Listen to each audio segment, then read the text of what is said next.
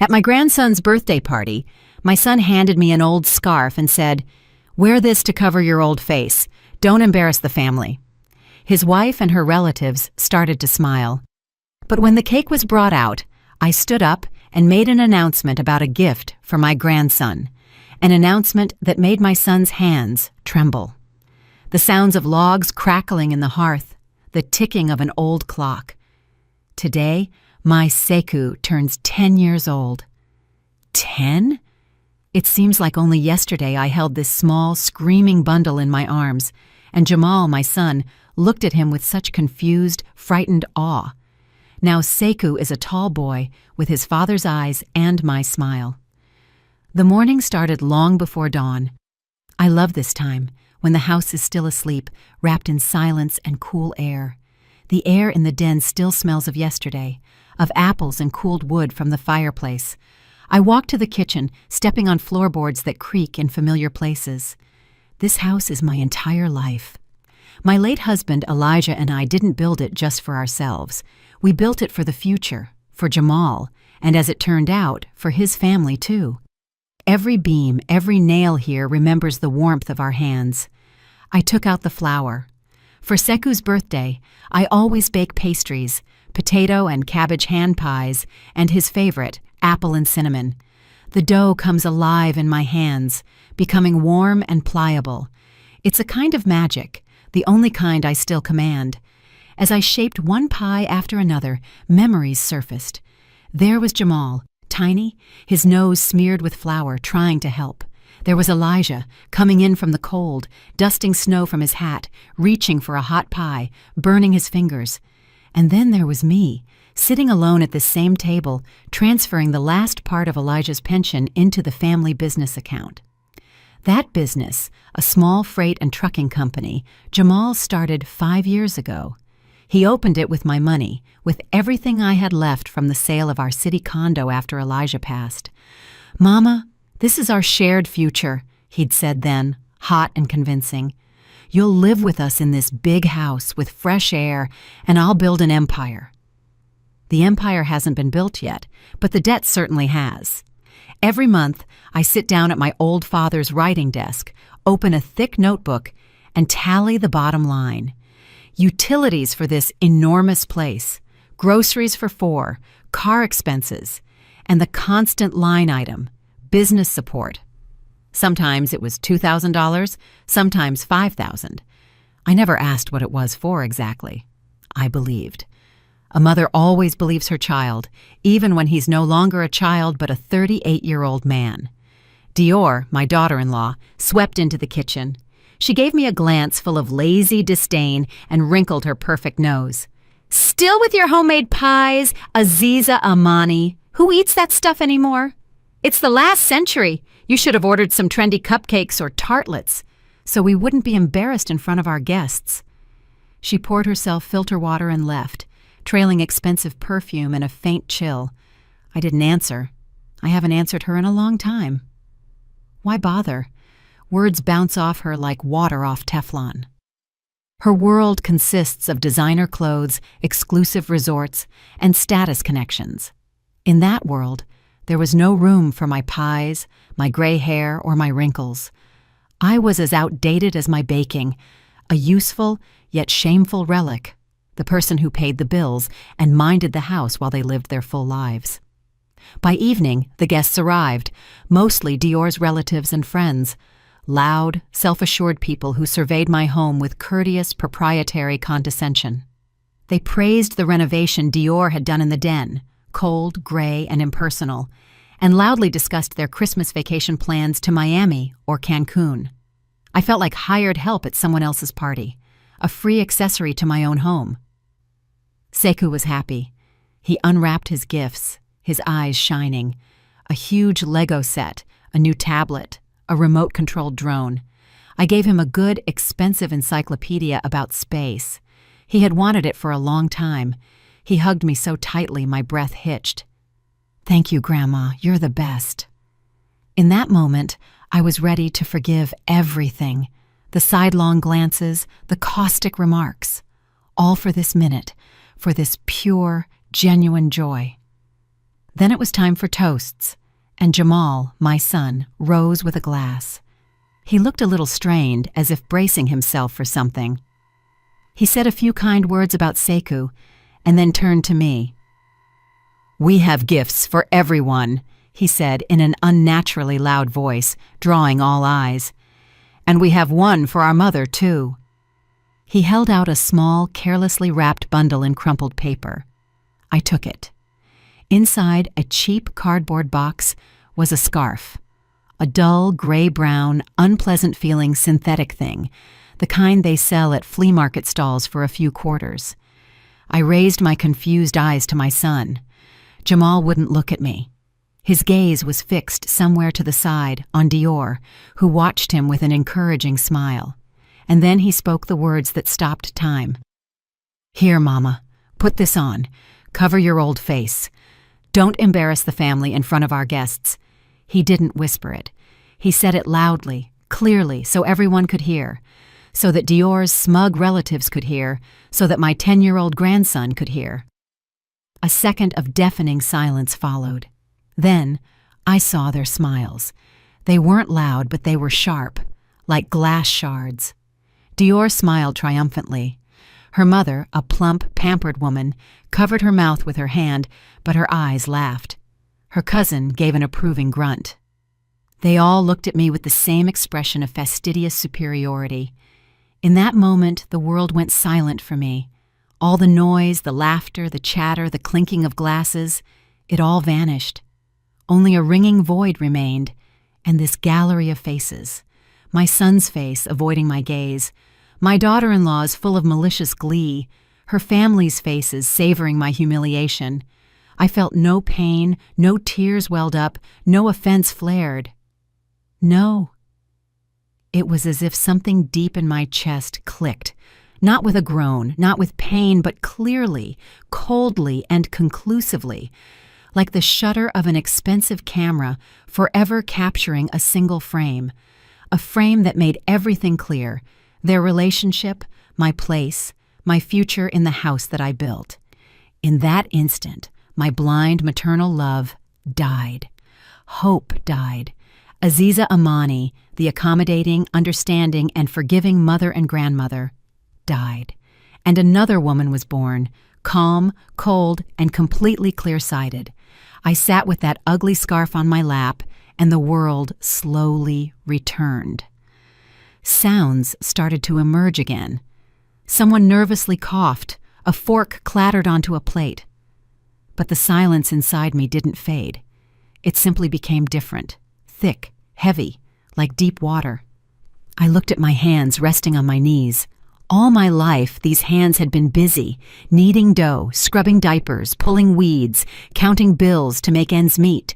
They built this house, they gave, and now they were handed this cheap, slippery piece of synthetic fabric to cover an old face. So this was it, my price. This was the result of my life, my sacrifices, my love.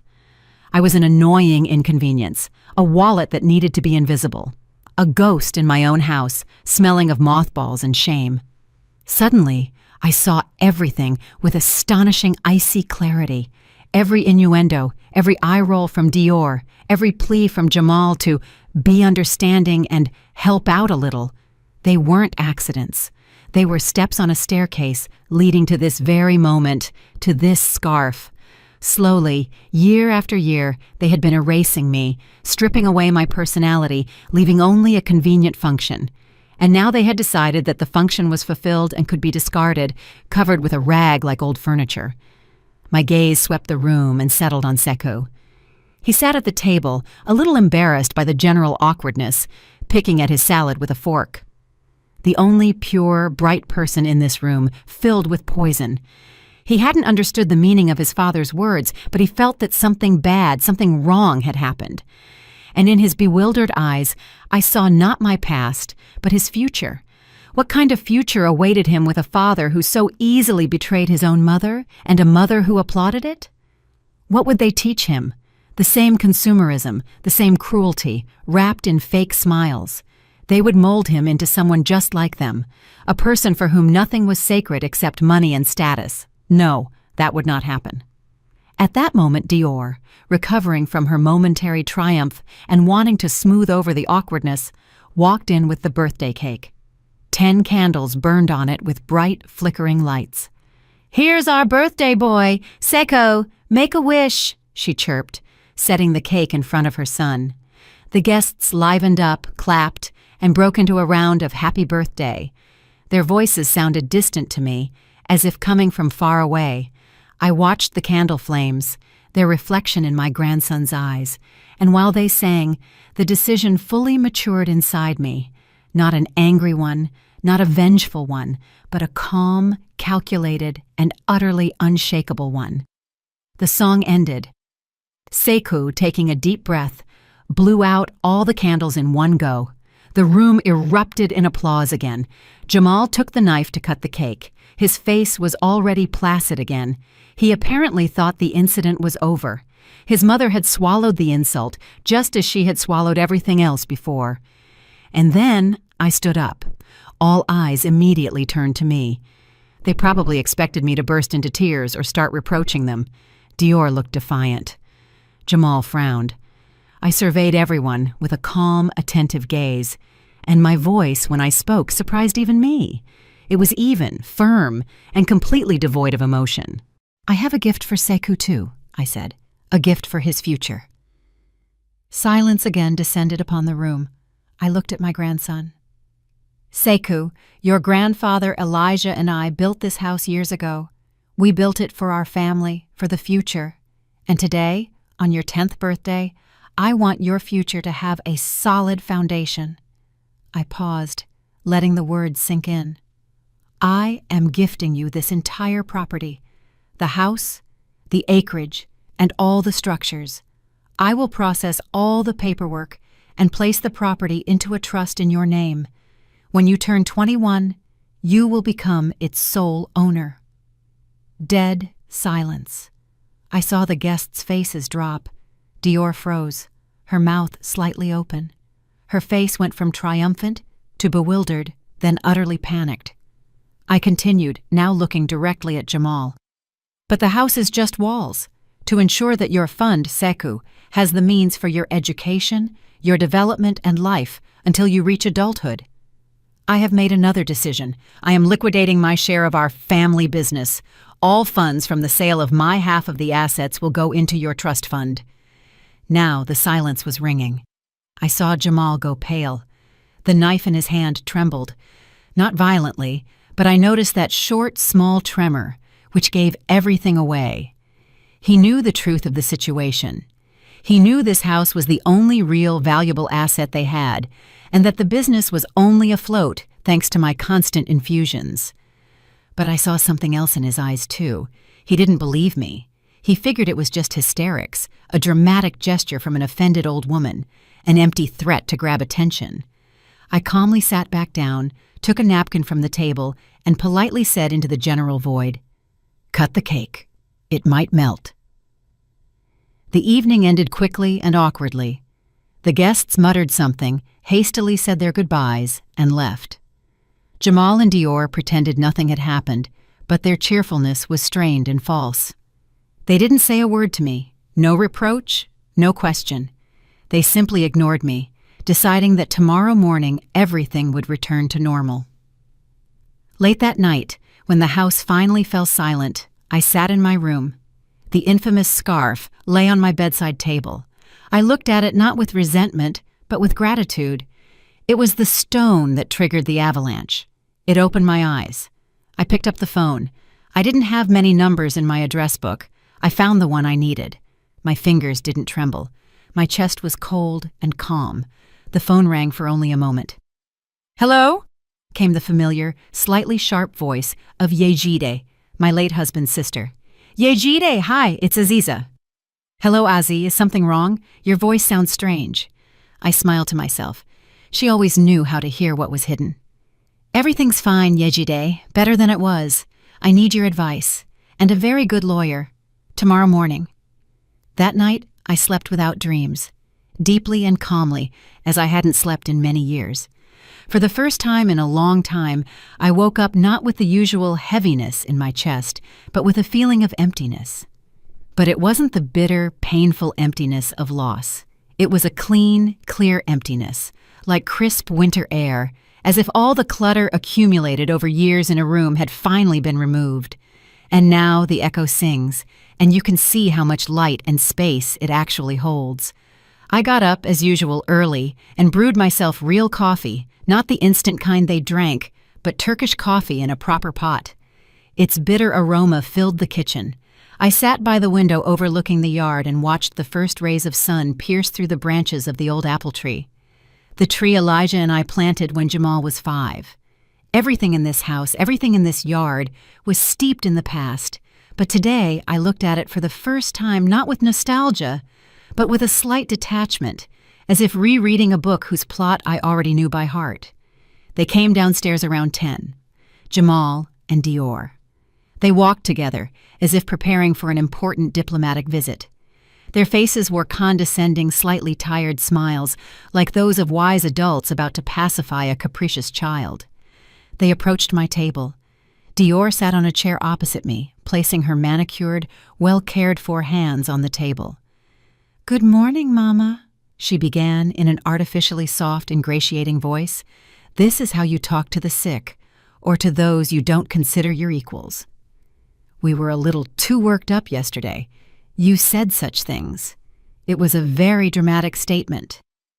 I silently took a sip of my coffee. It was scalding hot, and the bitterness in my mouth was pleasantly sobering. Jamal coughed, shifting his weight. This role was harder for him to play. "Mom, we get it. You were upset. That scarf, I didn't think. It was stupid. I'm sorry, but let's be realistic. Trusts, liquidations, those are just words said in anger." I continued to remain silent, looking out the window. I saw their reflection in the glass, 2 anxious figures leaning over me. "Aziza Amani," Dior spoke again, and a sharp, impatient edge rang in her voice. "This house is our shared nest. We've put so much effort into it. We renovated it. And the business, that's Jamal's. It's Seku's future. You can't just take it all away over a momentary slight. We are family." Family? What a strange alien word. I looked at them, at my son hiding his eyes, and at his wife talking about the nest that I had built and maintained as if it were her own property. They were talking to me like an unreasonable child who had a tantrum in a toy store because they weren't bought candy. They were explaining why my decisions regarding my own property were unrealistic. They weren't asking. They weren't trying to understand. They were lecturing. I finished my coffee and placed the cup on the saucer. It clinked with a quiet, clear sound. I stood up. "I need to go to the yard," I said in an even voice, without looking at them. "The peonies need staking." And I walked out. I heard Dior exhale in irritation behind me. I knew what they were thinking. The old woman is senile. She's sulking. It will pass soon. They understood nothing, and that was their main mistake. In the afternoon, I sat on the porch with a book. The house was quiet. Jamal had left, ostensibly for business. Dior was upstairs in their master's suite. At some point, the silence was broken by her voice, loud and irritated. She was on the phone. The walls in this house are thick, but fury, like water, finds the cracks. "Jamal, what the heck is going on?" she almost screamed into the receiver. "I'm trying to make the down payment for the cherry red Cadillac Escalade. Yes, that one. I found the perfect deal, and it says, 'Transaction declined.'" A pause. I turned a page, although I wasn't seeing the letters. "What do you mean, check the balance?" "I checked it." "What do you mean, insufficient funds?" "That's our premium account. Your paycheck just cleared yesterday." I imagined her face, contorted and angry. That car had been her dream for months, a symbol of their success, their new level. A celebratory purchase, as she'd boasted to a friend yesterday, to mark the start of their new life. "No, the card is right here." "Then what? The bank? Why would the bank—" "Hold on." A long, ringing pause followed. I knew what was happening in her head. The small gears of vanity and suspicion were turning and clicked into place. "It's her!" Dior shrieked. It's definitely her. That old witch blocked the card or called the bank and made up some story. I told you, we shouldn't have left her alone like this. We should have taken action immediately. But you kept saying, Mama, Mama. She's getting petty old lady revenge, the only way she knows how. I closed the book, got up, and went into the house to make myself some tea. I heard her continue to scream into the phone, promising to sort things out and put her in her place. They thought I had stolen their candy. They thought I was playing their game, the game of petty malice, grudges, and manipulation. They couldn't even imagine that I wasn't playing anymore, that I had walked off the board. They thought I had stolen one pawn. Meanwhile, I was quietly flipping over the entire chessboard. I brewed my tea, and my soul was calm. Their panic, their anger, their absolute misunderstanding of the situation were the best confirmation that I was doing everything right. Every step they took, every word they spoke, only solidified my righteousness. And I knew this was only the first, smallest ripple in the water. The real storm was still ahead. The next morning, I got ready and drove into the city. Jamal and Dior watched me with silent reproach and suspicion. They probably figured I was going to the bank to continue my petty mischief. Let them think that. Their world had narrowed to one blocked credit card. They couldn't imagine where I was actually headed. Yejide had given me the address of a law firm in the old downtown area. The office was in a stately, pre-war building with high ceilings and quiet hallways.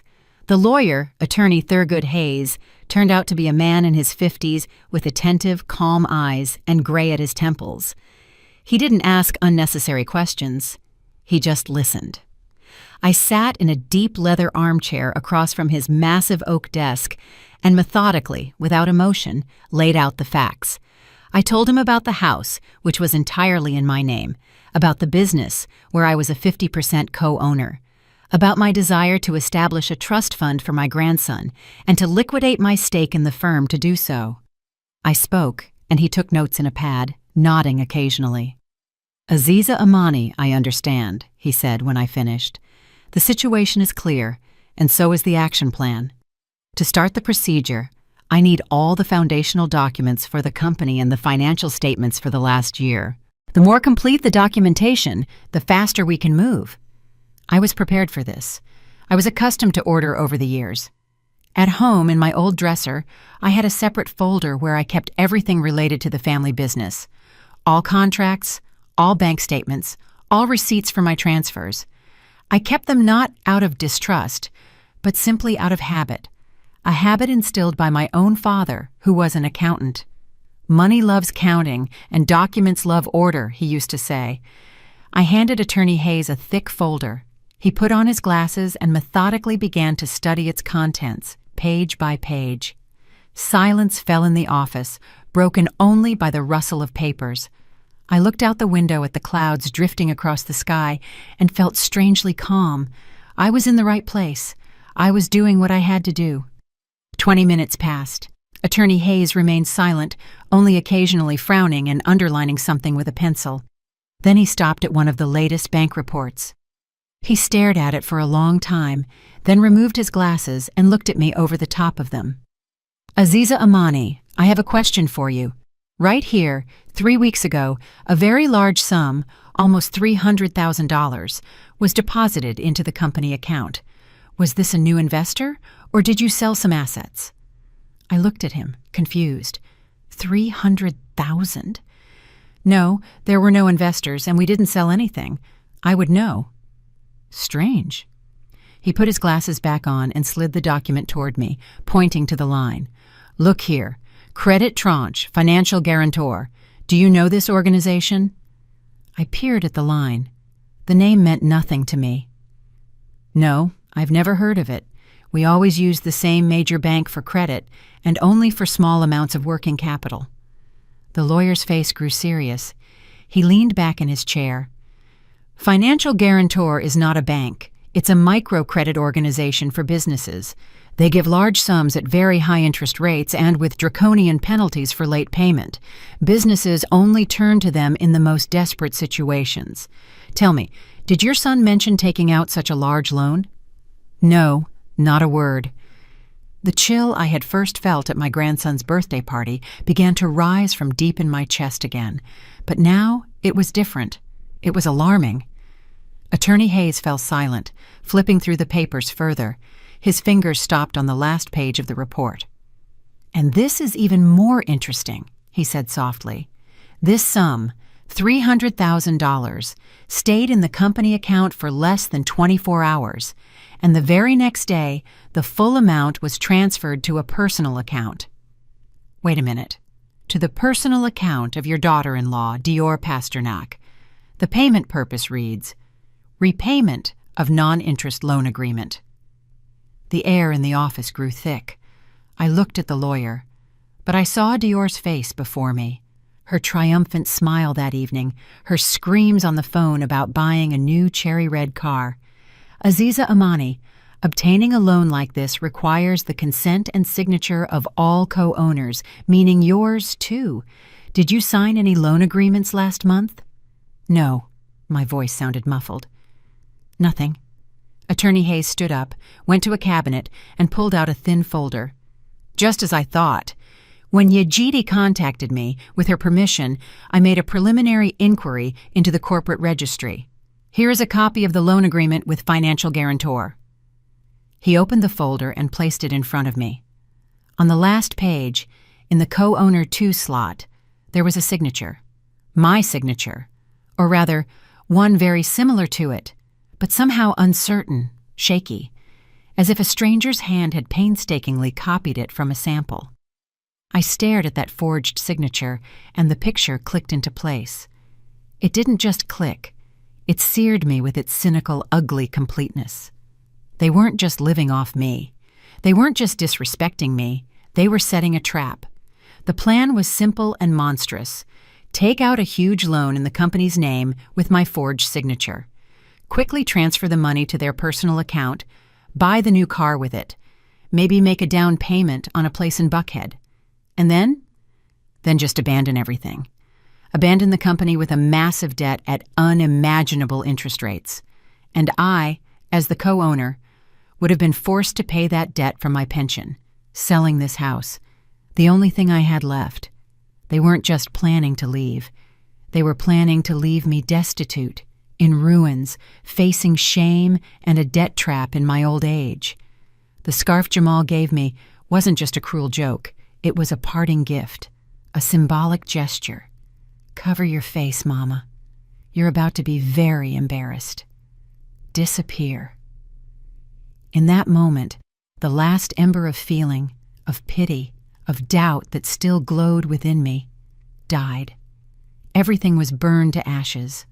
Only a cold, hard, granite-like calm remained. I raised my eyes to the lawyer. "Attorney Hayes," I said, my voice steady, without a tremor or a tear. "Make a copy of that agreement and start the procedure.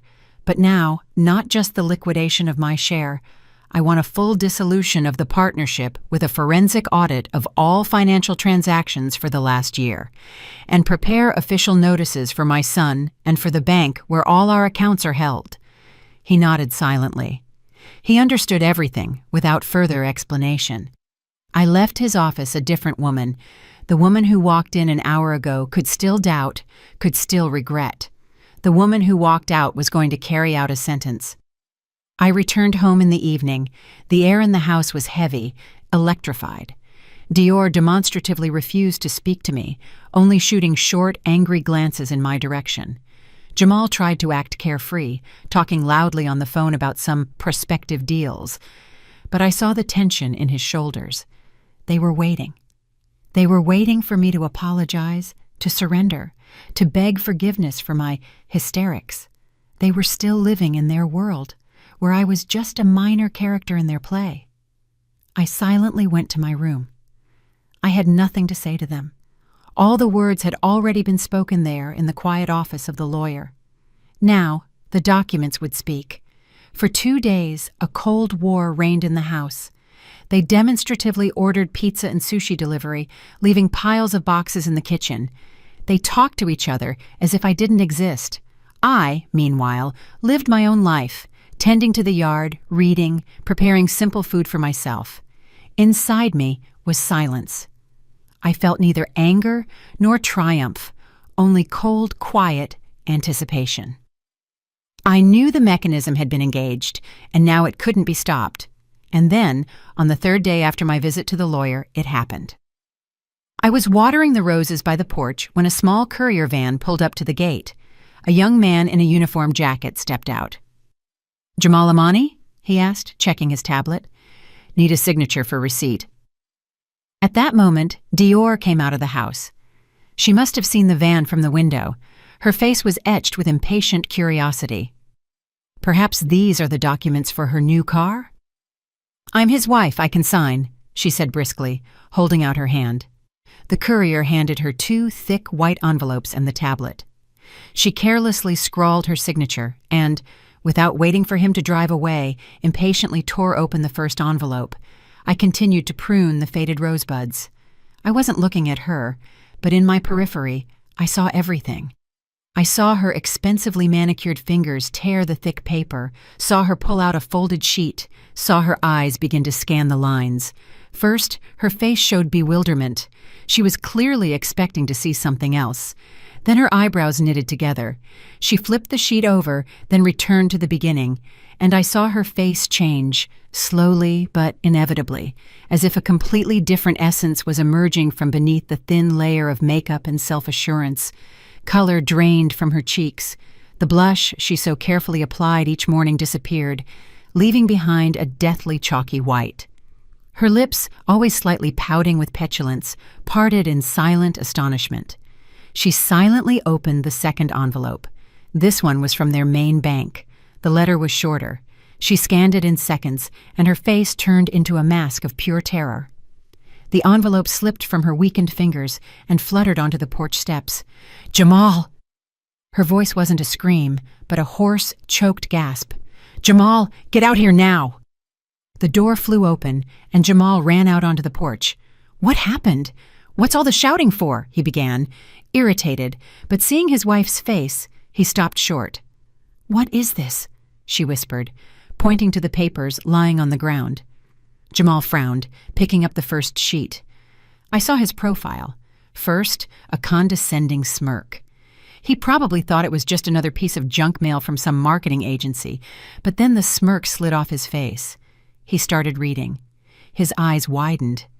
He clenched the paper so tightly his knuckles turned white.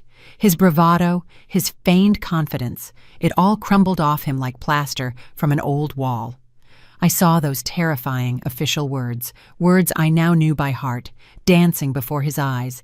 Notice of intent to terminate partnership agreement, compulsory asset liquidation, full forensic accounting audit, commencement of legal action. He snatched up the second sheet. The bank notice, short and ruthless, in connection with information received regarding possible fraudulent activities by one of the co-owners, pursuant to Section 7.4 of the loan agreement, all credit lines and overdraft facilities on company name accounts are frozen, pending the outcome of an internal investigation. He stood there, holding those 2 sheets of paper, breathing heavily. Air whistled into his lungs. The condescension was gone. The irritation was gone. Only pure, primal, animal fear remained, the panic of a man who had run a marathon, certain of his victory, only to discover a step from the finish line that he had been running on the wrong road, and now a precipice awaited him instead of a pedestal. He raised his eyes to me. There was not a shred of the condescension with which he had looked at me 3 days ago. There was horror and incomprehension, an utter shock that this was even possible. This couldn't be happening. It was just old lady hysterics, just a slight, just a stupid scarf. It couldn't have led to this. "Mama," he whispered, What is this?" I silently set down the pruning shears, straightened up, and looked him directly in the eyes, calmly and firmly. "It's not hysterics, Jamal," I said in an even voice. "It's not a slight, and it's not petty revenge." I paused, giving him time to absorb my words. "It's a legal execution." Dior let out a strange, choked sob. She looked from me to her husband, to the papers in his hands. Horror washed over her eyes. It had finally dawned on her. This wasn't a game. This was a war, and they had already lost.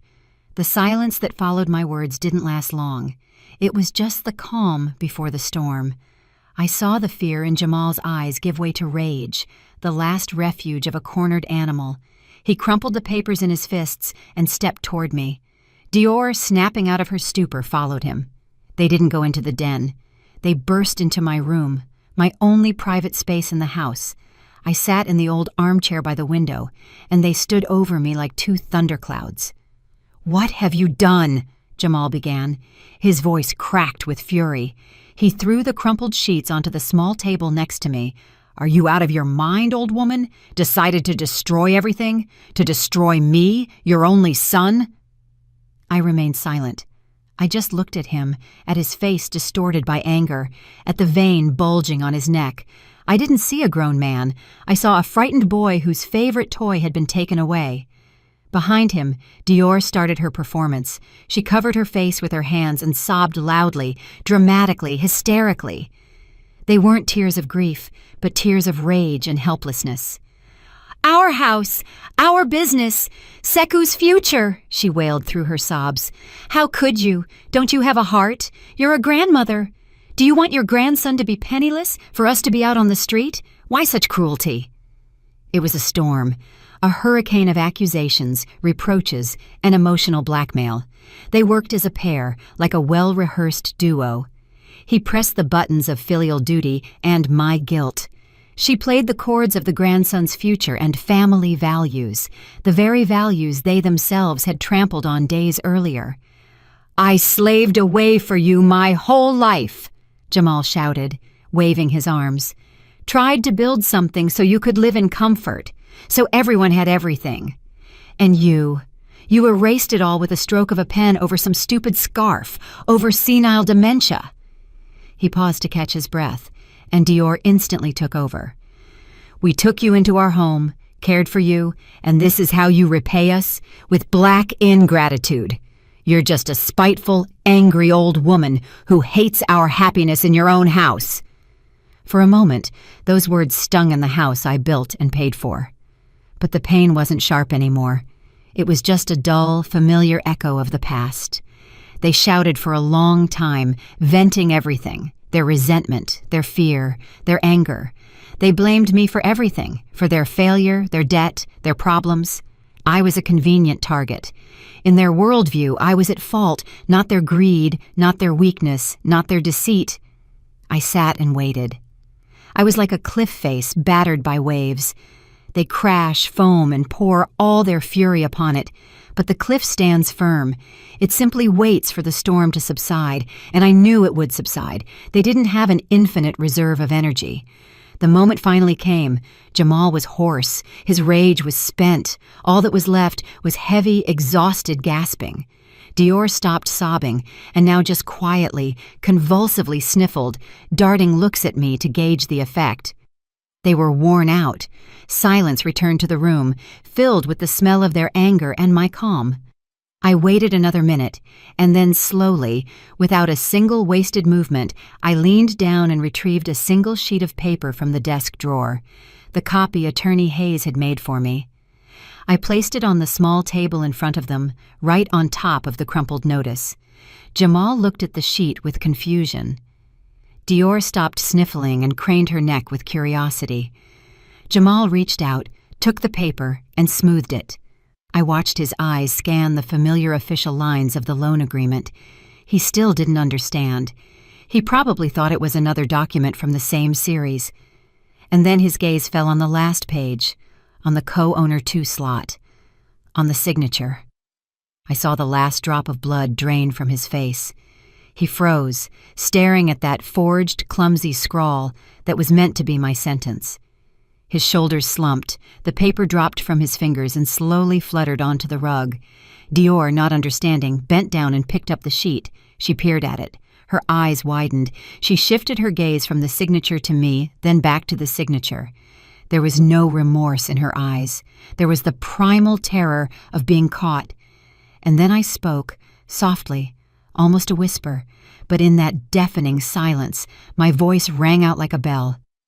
"You shouted, 'After everything we've done for you, I looked directly into my son's eyes. "Did you mean after everything you've done to me?" Silence. Absolute, dead silence. They had no words. All their accusations, all their shouts, all their tears, they all shattered against that single sheet of paper. Their meticulously constructed drama about the ungrateful mother collapsed, exposing the ugly truth of their own betrayal. They looked at me, and for the first time in many years, they saw me for who I truly was. Not as the help, not as the wallet, not as the old capricious mother. They saw the person who knew everything about them, who held the evidence of their crime in her hands. In that moment, I understood that all the power belonged to me, and it wasn't the power of revenge, it was the power of truth, and it was devastating. After that scene in my room, the house sank into a strange, viscous silence. They stopped shouting. They went into hiding, walking around the house like shadows, talking in whispers. Their fear was almost palpable. But I knew this wasn't the end. A cornered animal doesn't give up. It prepares for one last desperate lunge. I didn't know what form it would take, but I was certain they would try something. Their final attempt turned out to be even baser and more cynical than I could have imagined. 2 days later, on a Saturday, Dior approached me with an unnaturally meek, sorrowful face. "Aziza Amani," she said in a quiet, respectful voice I had never heard from her. "We are very worried about you, about your state. We understand you aren't doing this out of malice. We invited my parents and my uncle over this evening just to have a family discussion, to find a way out of this terrible situation. Please, don't refuse." A family council. I immediately understood what kind of council this was and what my role in it would be. It was their last, dirtiest card. They intended to stage a performance where I was the senile, unstable old woman influenced by bad advice and destroying her own family. And they were the unhappy, loving children trying to save both me and themselves. I calmly nodded. "Fine, I'll be there." Her eyes flashed with triumph for a moment. She was sure I had walked into their trap. That evening, their tribunal gathered in the den. Dior's parents arrived, her mother, plump and gleaming with self-satisfaction, and her father, a stern man with a heavy gaze who had always looked at me as if I were empty space. Her uncle, some local mid-level county official, whose demeanor exuded authority and self-confidence, also came. I was seated in an armchair in the center of the room. They arranged themselves around me, forming a tight circle. The atmosphere was like an interrogation. Jamal started. He spoke in a choked voice, full of sorrow. He talked about how I had always been a wonderful mother, but lately I had been unlike myself, withdrawn, suspicious, acting irrationally. He didn't mention the scarf or his words at all. Instead, he painted a picture of my slow decline. Then Dior took the floor. She cried, this time quietly and convincingly. She recounted how she and Jamal feared for me, how my actions were jeopardizing the future of their son, my grandson. She brought up Yejide. She's a jealous, lonely woman who always disliked us and is now manipulating an elderly person. She hinted at the need for guardianship, at the fact that I needed to be protected from myself. Her relatives listened, nodding sympathetically. Dior's mother chimed in, yes, this happens with older folks. Clouded judgment. Poor children, the mother said to them. What a cross you have to bear. The uncle frowned and delivered a line like, yes, measures must be taken here. Can't let it slide. I sat and kept silent. I watched this circus with cold detachment. They played their parts, confident in their success. They were in their element, surrounded by their people, and they believed I was alone against all of them. Dior's father, Mr. Igor Pasternak, turned to me. Aziza Amani, he said in a heavy, patronizing tone. You must understand. Your children only want what's best for you.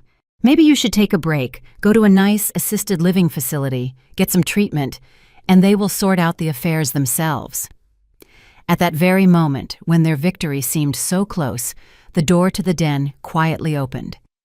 Yejide stood on the threshold. She was holding a thick folder in her hand. "Good evening," she said in her usual, slightly sharp voice. "I apologize for the intrusion. I heard you were having a family financial council here. I didn't mean to interrupt." Jamal and Dior froze. Their faces stretched. They hadn't expected this.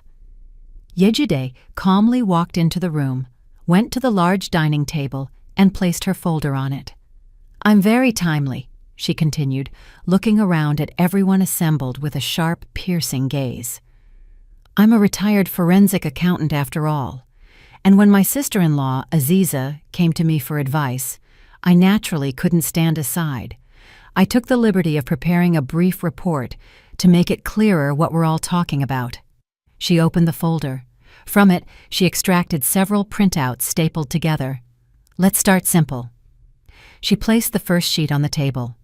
"This is a summary of all money transfers from Aziza Amani's accounts to company name accounts over the last 5 years. The total amount, as you can see, is $742,000. This doesn't include her pension, which went entirely to maintaining this house." She paused. The room was silent. "And here is the second document." She placed it on the table. "This is a statement of major expenditures from the company's corporate accounts. Trips to resorts, luxury restaurants, purchases of expensive clothing, 2 cars for Dior Pasternak. I won't bore you with details. I'll just say that less than 30% went to operational needs." Dior's mother's face slowly began to turn crimson. The uncle stopped looking self-assured and now stared at his niece with unconcealed interest. "And now, the cherry on top." Yejide pulled out the last document, a copy of that very loan agreement. "Here's a very interesting document. A loan for $300,000, taken out 3 weeks ago, collateralized by the entire business. As you can see, it's signed by both co-owners. Here's Jamal Amani's signature. And here," she tapped her fingernail on the second signature, "is allegedly Aziza Amani's signature. Only there's one small problem. On the day this agreement was signed, Aziza Amani was in a rehabilitation facility in coastal Georgia, where she goes every year. I have the reservation, the transport receipts, and the registration log from the facility. So this signature, as they say in certain circles, is an object of very interesting examination. That would be Federal Statute 18 U.S.C. 1344, bank fraud, or at the very least, forgery." She fell silent. And in that silence, the words bank fraud sounded like a gunshot. Dior was white as a sheet. Jamal stared at the floor, his neck crimson. Mr. Igor Pasternak, Dior's father, slowly stood up. He was terrifying in his silent rage. He walked to the table, picked up the copy of the agreement, and peered at it. Then he looked at his daughter. It was a look filled with such icy contempt and shame that for a moment I almost felt sorry for her. "You have disgraced our family," he said quietly, but loud enough for everyone to hear. "You have brought shame upon my name." He turned and, without another word, walked to the exit. His wife and brother, stumbling, hurried after him. The humiliation was complete, public, and final. They had wanted to stage a tribunal for me, but they found themselves on the scaffold of their own disgrace. When the door closed behind them, Jamal and Dior remained sitting in the middle of the den in complete, stunning silence. Their world hadn't collapsed instantly, but slowly, inevitably. And now they sat amidst its ruins. That evening, they didn't say another word to me, and the next morning, while I was in the yard, they packed their things and left. Quietly, without scandal, like thieves. The events of the following months unfolded in a businesslike, almost unemotional flurry. Attorney Hayes and Yejide took charge. The process of dissolving the firm began. The audit exposed all their schemes. To avoid criminal prosecution, Jamal had to agree to everything. The debt to financial guarantor was fully repaid from his share of the business assets sale. After all payments and settlements, he and Dior were left with almost nothing. They had to sell the car. A new condo was out of the question. I heard from Yejide that they rented a tiny one-bedroom apartment on the outskirts of the city. Jamal got a job as a simple driver for another trucking company. Their life, built on my money and their lies, had crumbled to dust. The house, my house, was also sold. I felt no regret. It had stopped being my home long before this. It had become just a building, a repository of bad memories. Buyers were found quickly, a young family with 2 children. Looking at them, I saw that the house was going into good hands. All legal formalities were observed. A significant educational trust fund was established for Sekou. The money in it was securely protected, and no one but him, upon reaching 21, could touch it. I knew I had given him the most important gift, a chance at a future independent of his parents' mistakes. 3 months have passed. I stand on my small balcony. Below me stretches a small southern coastal town, immersed in the greenery of cypress trees. And beyond that, to the horizon, the sea, endless, alive, breathing. The air here is different. It doesn't smell of apples from the yard or the dampness of an old house.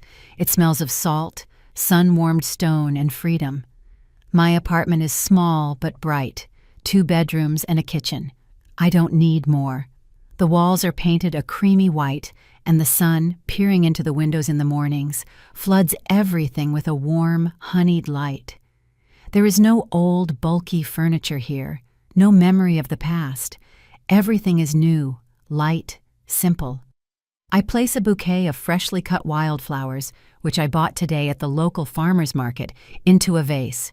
My movements are light, free from the burden of years of obligations.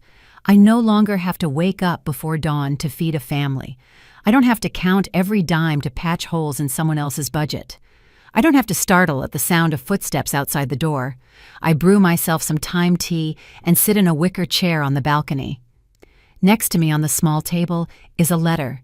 The envelope is decorated with an amateurish child's drawing, a sun, seagulls, and the blue sea. It's a letter from Sekou. Yejide takes him for weekends and helps us communicate. I unfold the sheet. Inside are a few lines written in printed letters and another drawing. He drew me and himself. We are standing on the shore, flying a kite. "Grandma, hi," he writes. "I'm doing okay. I miss you a lot. Mom and Dad are always arguing, but I try not to listen. I'm reading your space book. It's so cool. When I grow up, I'm coming to live with you by the ocean. We will fly the kite every day. I love you. Your Sekou." I fold the letter and press it to my chest. Tears well up in my eyes, but they are not tears of grief or resentment. They are tears of quiet, bright sorrow and love. I know he will come, and we will definitely fly that kite. I look at the sea, at its endless, measured rhythm. The waves roll onto the shore and recede, roll and recede, just like life, tides and ebbs. My long, drawn-out ebb tide has finally ended. I am 62 years old. For some, this is old age, the sunset. For me, it is the dawn of my own separate life, a life I didn't even dare to dream of, a life where I belong only to myself, where every breath is filled not with anxiety, but with peace, where every day is not a sacrifice, but a gift. The sun sets beyond the horizon, painting the sky in soft watercolor tones.